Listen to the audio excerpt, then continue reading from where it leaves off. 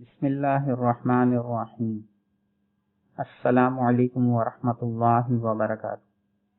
معاذ بن جبل رضی اللہ عنہ سے روایت ہے کہ رسول اللہ صلی اللہ علیہ وسلم نے میرا ہاتھ پکڑا اور فرمایا، اے معاذ، قسم اللہ کی میں تم سے محبت کرتا ہوں۔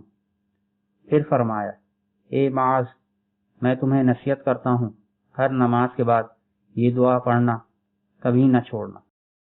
بسم اللہ الرحمن الرحیم۔ اللہم اعنی علی ذکرک و شکرک و حسن عبادتک۔